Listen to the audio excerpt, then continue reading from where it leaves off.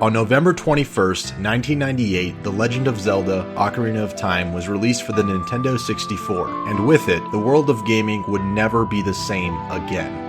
Ocarina of Time is the tale of a young boy named Link who would adventure through the land of Hyrule, acquire the Master Sword, traverse through time to defeat the Dark Lord Ganon, and eventually save the Princess Zelda. It is also in this installment of the series where Link would make his mark as the hero of time, which is also a fitting metaphor for how impactful the legacy of the game has been across time. There is a reason this game is one of the highest rated of all time by both critics and fans alike. There is a reason it has influenced countless other games and people across generations. And there is a reason I'm talking about it right now, almost 20 years later. It's a game that's had a profound impact on my life and the lives of millions of other gamers. Although some of my reasons are a bit different from the endless praise you've heard before. Of course, I'm going to go over a lot of the story and gameplay elements that make it so great, but more importantly, I'm going to talk about the game from a less explored angle. In this analysis, I'm going to focus on the sense of adventure Ocarina of Time instilled within players by use of its themes and powerful atmosphere. These aspects of the game helped make its permanent mark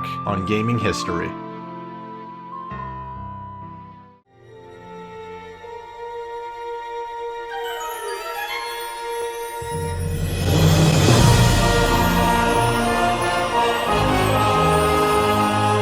To preface the enormous scope of Ocarina of Time, one must first understand what came before. The original Legend of Zelda on the NES was a revolutionary game in its own right. It introduced things like a large open world map, items, NPCs, side quests, intriguing puzzles, and the option to explore and play the game in a very non-linear fashion. This formula was further perfected by its successor on the Super Nintendo system, A Link to the Past. Link to the Past had everything fans enjoyed about the first game, only on a much larger scale. More weapons, more dungeons, more enemies, and more to explore. A key thing introduced in this game was the Dark World, which was an alternate reality of Hyrule, tainted with Ganon's evil magic. With the Dark World, you were able to explore new locations, solve puzzles, and ultimately experience the duality of both light and dark in Hyrule. Keep this in mind because it will be relevant to the Ocarina of Time. Now, the main reason I mentioned both of these games is, well, take a look at them. They're obviously both games from a top-down perspective, limited by rather simplistic and sprite-based graphics. Compare that to the very next console game in the series, Ocarina of Time, which utilized a fully 3D environment, the likes of which gamers had never really seen before on a Zelda game.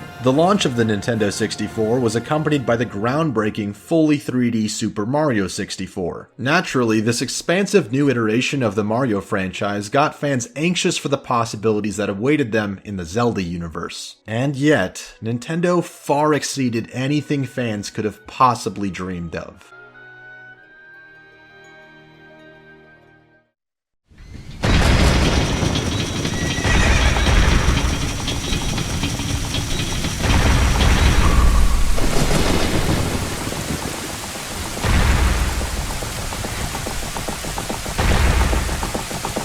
The game opens with a dramatic cinematic of our young hero confronted by Ganon in a stormy field, just as Princess Zelda is escaping from Hyrule Castle. It turns out this is just a nightmare our hero Link is having, but really it's foreshadowing of what's to come. Then we are introduced to the fairy named Navi, who is sent by the Dooku tree to accompany Link on the journey that's about to unfold.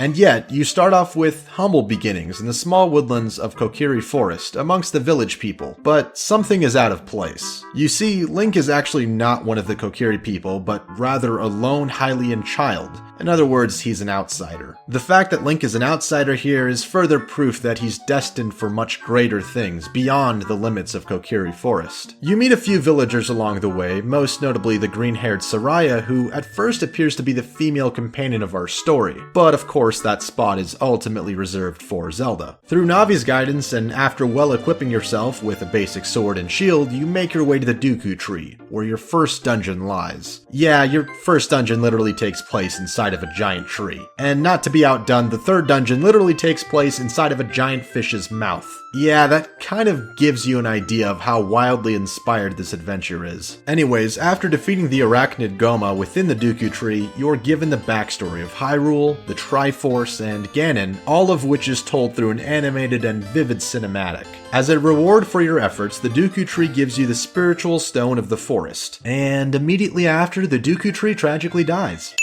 Navi is now left to his own devices to guide you, and it's time to leave Kokiri Forest behind. However, before you leave, you encounter this moving scene. Without any voice acting, pre-rendered footage, or any intense action sequences, this simple yet effective scene was able to convey so much emotion.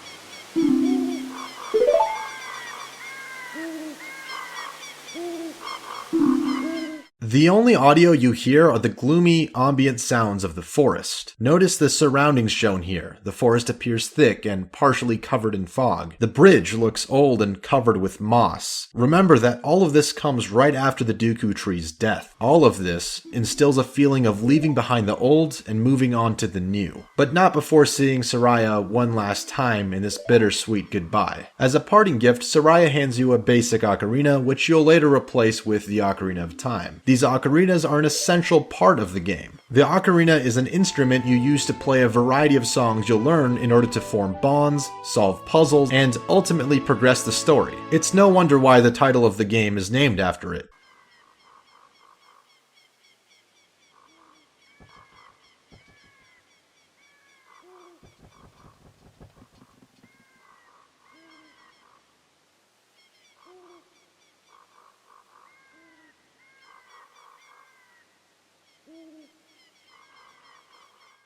Immediately after leaving Kokiri Forest, you arrive at Hyrule Field, and the entire tone of the game changes to match. In contrast to the gloomy forest, Hyrule Field has a bright blue sky. The sun is shining down and a wide open field of possibilities awaits you. The music also echoes this, with the triumphant theme of Hyrule Field bursting out at you as beautifully as the change in scenery does. This perfect harmony of music, visuals, and story are prevalent throughout the entire game, and that's what I mean by the amazing atmosphere Ocarina of Time has. But more on this a little bit later. Eventually you make your way to Hyrule Castle, and after traveling through the lively town square, sneaking your way into the castle, meeting Zelda, and seeing the deceptive Ganon, Zelda tasks you with finding the other two spiritual stones. You venture through two completely different and unique locations: Death Mountain, populated by Gorons, and Zora's Domain, populated by, well, Zoras. After completing the dungeons of each zone, befriending both Darunia and Princess Ruto, and receiving their spiritual stones, Link finally returns to Hyrule. However, all is not well in this once peaceful kingdom. As Link approaches the castle, the nightmare from the start of the game becomes reality. Ganon attacks the castle in pursuit of Zelda and the ocarina she possesses, and Zelda just barely escapes and manages to throw the Ocarina of Time into the moat before getting away. Luckily, he's mainly dismissive of Link.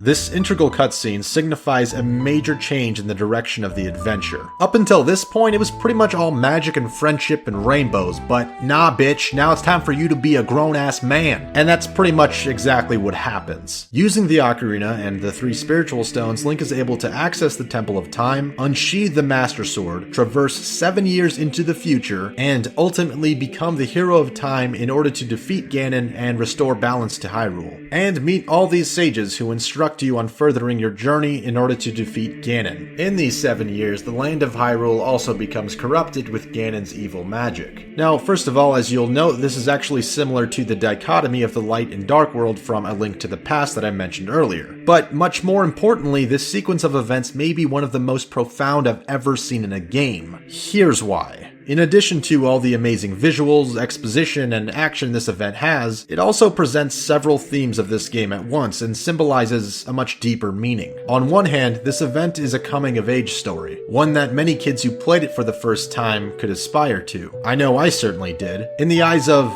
young Link,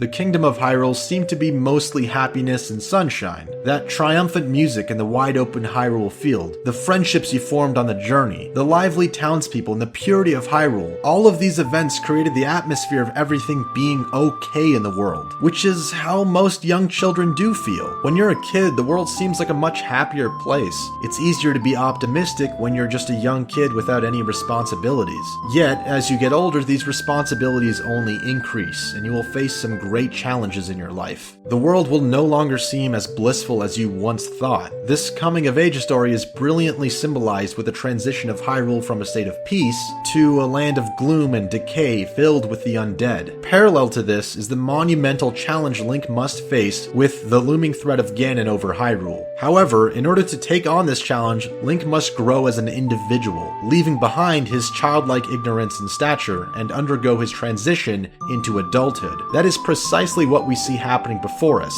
In response to this great challenge and these horrible events unfolding, Link must take on more responsibility and more power in the form of the Master Sword, and ultimately become an adult in order to face them. At the same time, this event also signifies Link as a classic representation of the archetypal hero, one who must unsheathe the sword from the stone and venture forth to save the land that he belongs to. This is a mythological story told throughout history, and it clearly draws inspiration from the tale of King Arthur, for example. The final theme this event presents is one which is often overlooked: music. In order for any of this to happen, Link had to first obtain the Ocarina, the same Ocarina that Ganon was after, and the one that Zelda risked her life trying to protect. Clearly, this is a very important artifact and very important part of the story, as nearly every major event is connected to it. This Ocarina, and the Song of Time that Link plays with it, is ultimately what allows him to access the Master Sword. Music is used as a tool for unlocking Link's potential throughout the game. I don't think it's a coincidence that one of the most iconic aspects of this game, and the Zelda series in general, is actually the amazing music from it. Much of the acclaimed Zelda soundtrack, which has made its way through esteemed concert halls around the world,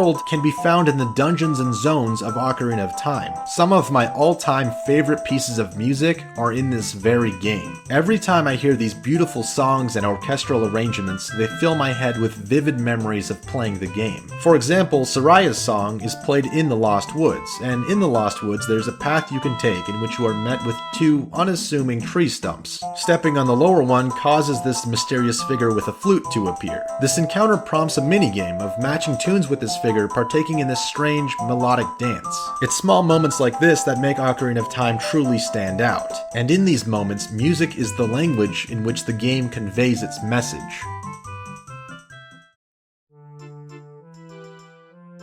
After this point in the adventure, Link is guided by a mysterious person named Sheik. Spoiler, it's actually Zelda in disguise. Sheik also carries around a musical instrument, in this case a harp, and this actually plays a significant role in the story as well, which I'll get to in a moment. From this point, you're tasked with freeing 5 sages from their respective temples and gathering all 7 sages total, which are Soraya of the Forest Temple, Darunia of the Fire Temple, Ruto of the Water Temple, Impa of the Shadow Temple, Naburu of the Spirit Temple, together with Rauru of the Light Temple, and finally Sheik herself, revealed to be Princess Zelda. Boy, who would have seen that coming? At the entrance to each one of these temples, Sheik will seem to appear out of nowhere with the purpose of teaching Link a new song with her harp. These songs you learn allow you to warp to each temple that they're ascribed to, which is a pretty useful tool, but these interactions with Sheik can also have a deeper meaning. Sheik's instrument, the harp, typically plays a supportive role for harmonies in an orchestra. Moreover, the fact that Sheik uses the harp ties in with the role she plays in the story, being a supportive character that is always looming in the background assisting Link,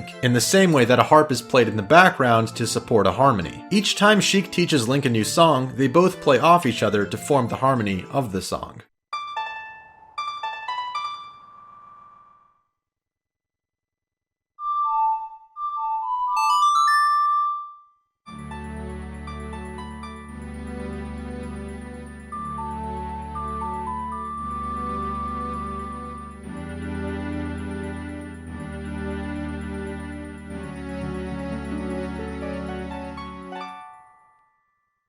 These eloquent melodies further emphasize how the theme of music plays a vital role in the game. After completing each temple, Link must venture on to Hyrule Castle, now ruled by Ganon, who has inadvertently kidnapped Princess Zelda. In a fascinating way, Ganon brings the themes of music and the mythology of an archetypal hero that have been present throughout the game full circle here. In a mythological sense, Ganon is the perfect adversary to Link. As a brief history lesson, Ganondorf is a man from the Gerdo tribe, a race of people within Hyrule that you actually encounter in Gerdo Valley. However, almost every member of this tribe is female. There's only one male born every 100 years. That male then becomes king of the tribe. How this tribe is able to sustain itself, I have no idea, but it sounds like a lot of inbreeding. Anyways, in this case, Ganondorf was that special child. If you recall, Link was also an outcast from the Kokiri people. He was chosen to fulfill a certain destiny in a parallel way to Ganondorf. Link fulfills the hero archetype while Ganon fulfills the dragon archetype. This directly draws from the classic mythology of a knight saving the princess from a dragon.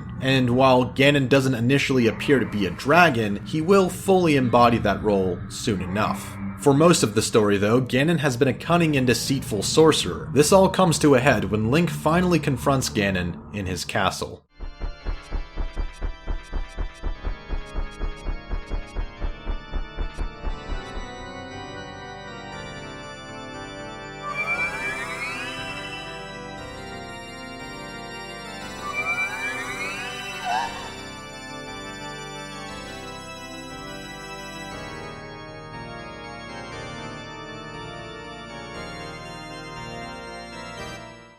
Aha, and once again, the use of a musical instrument. This time, it's the ominous keys that Ganon plays on his piano that set the tone for the game's climax. As an instrument, the piano has a very imposing presence. It's a very large instrument after all, but it also projects a lot of volume and power, which perfectly symbolizes Ganon. The first phase of the fight involves timing your sword attacks to repel Ganon's magic against him. This gets progressively harder as the fight goes on, but overall it's not too difficult. After seemingly defeating Ganon here, Zelda is freed and lo and behold, the castle starts to collapse. After a frenzied rush to the bottom and after all the dust has settled, it seems to be finally over. But of course it's not. Ganon is still alive and he reveals his true form, a demonic beast representing the role of a dragon. And it sort of looks like a dragon as well. To defeat him in his demonic final form, Link must use the power of the Triforce and the light as well as the Master Sword. After a hard-fought, climactic battle, Link is able to bring Ganon to his knees and deliver the final blows with the Master Sword. While Ganon is in this vulnerable state, Zelda is able to channel the power from the other sages into a blast of light which seals away Ganon for good. The legendary Master Sword has now fulfilled its purpose in vanquishing the evil Ganon as it was intended. In that same vein, Link himself has also fulfilled his role. After dealing the final blows to Ganon and restoring peace to Hyrule, Link's journey has come to an end. After one final exchange, Zelda uses the Ocarina to revert Link back to his own timeline, so that he can relive his childhood.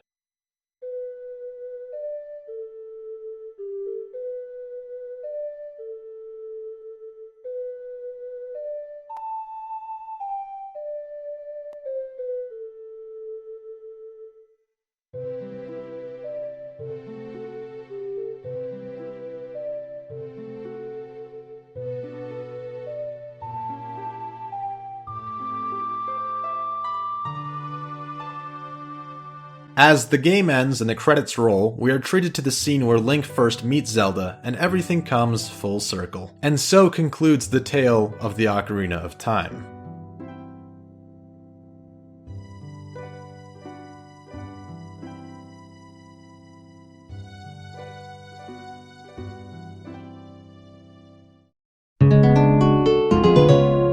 To accomplish all of this, it requires spending dozens upon dozens of hours battling and strategizing your way through the endless labyrinths, puzzles, and unique enemies along the journey. Of course, you're accompanied by your trusty stallion Epona, which you freed from Lon Lon Ranch, and a plethora of weapons, all of which have a myriad of different uses. You'll need to take full advantage of your entire toolkit in order to progress through these temples. You don't just have a basic bow and arrow, you have fire arrows, freezing arrows, and light arrows, all of which which must be used in specific situations to get specific things done. You don't just have a shield, you also get a mirror shield, which is used to reflect light. You don't just have a tunic, you have a flame-retardant red and a water-breathing blue tunic. I don't know how that makes sense, but just go with it. You don't just have boots, you get iron boots for anchoring yourself underwater, which is used in the infamously tedious water temple. Speaking of the water temple, there's one more entity that I think deserves to be addressed. Dark Link. After completing a room in the water temple, you'll enter a doorway into what seems to be another realm.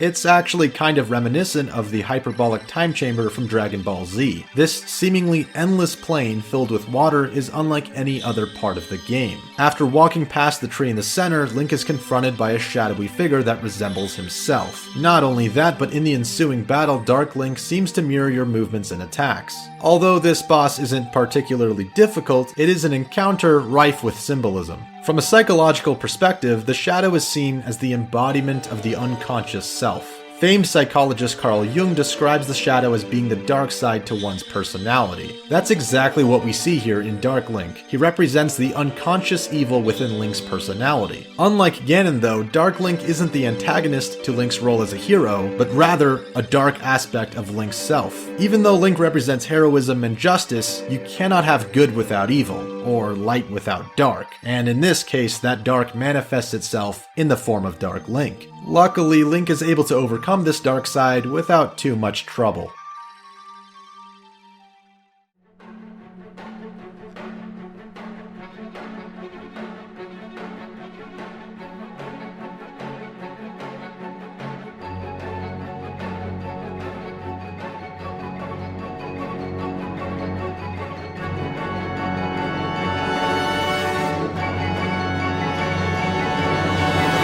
Be it Gerdo Valley, Lake Hylia, the Lost Woods, Death Mountain, or Zora's Domain, each and every one of these zones houses their own unique characters with their own stories to tell, as well as challenges to face. All along the way though, once again, the unforgettable music sets the stage beautifully for each one of these trials. Having a sense of atmosphere is something Ocarina of Time excels at, and it's a fascinating thing because unless you really sit down and analyze all of these elements coming together as I did here, you won't really be able to put your finger on what makes these moments and interactions so memorable. It's not as tangible of a thing as pointing out the amazing gameplay, fluid controls, innovative targeting system, creative items, and intricate level design, even though all of those things are true at the same time. Of course, the game is also great for all of those gameplay aspects, no doubt, but it's not just that. In conducting my analysis of this game and looking back on what really stood out to me, it was those near indescribable moments of beauty when the music, scenery, and action all came together to tell a remarkable story. Not necessarily remarkable in terms of a plot, but rather in the deeper themes it presented and the feelings it conveyed onto the player.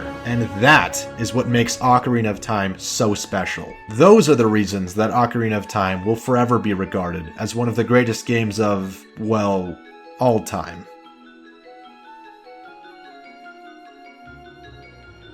The analysis I presented in this video was heavily inspired by Dr. Jordan Peterson, his book, Maps of Meaning, and the lectures of his class that he posts online. If you enjoyed the themes and topics I discussed here, I would highly recommend checking out some of Peterson's videos. As always, this has been Glink, and thank you guys for watching.